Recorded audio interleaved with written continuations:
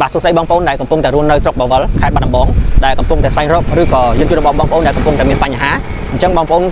ស្វែងរកយានដ្ឋានដើម្បីជួសជុលរថយន្តរបស់បងប្អូនអាចមកទទួលសេវាកម្មនៅយានដ្ឋានជាង D Auto Gas ដែលគាត់មាន2សាខានេះគឺជាសាខាទី1បាទនេះគឺជាសាខាទី2របស់យានដ្ឋានជាង D នៅស្រុកបវលខេត្តបាត់ដំបងបាទនេះគឺជាសកម្មភាពម្ចាស់ការ៉ាផ្ទាល់គាត់កំពុងតែធ្វើការជួសជុលទៅលើយានយន្តរបស់ភ្ញៀវហើយសូមណែនាំម្ចាស់ការ៉ាបងគាត់ឈ្មោះបងឌីនៅសាខាស្រុកបវលខេត្តបាត់ដំបងហើយទីតាំងនេះគឺជាទីតាំងទី2របស់គាត់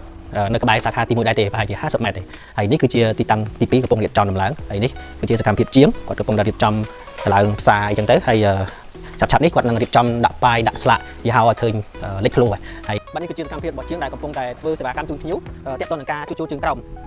បាទនេះគឺជារថយន្តរបស់ភ្ញៀវដែលគាត់សម្រេចធ្វើការប្រូប្រេងហើយគាត់ជ្រើសយកប្រេងម៉ាក់រ៉ៃមិចដែលជាផលិតផលពីប្រទេសហូឡង់ទៅលើការផ្លាស់ប្ដូរប្រេងផ្សេងទៅលើរថយន្តរបស់គាត់ផ្ទាល់បាទនេះគឺជាសកម្មភាពជាងដែលកំពុងតែរៀបចំជីកបាទដើម្បីដាក់ប៉ុងដោយសារតិជនមានកំណើតតិជនកើនឡើងនៅយានដ្ឋានជាង D Auto Gas ផ្ទាល់ហើយមើលណោះ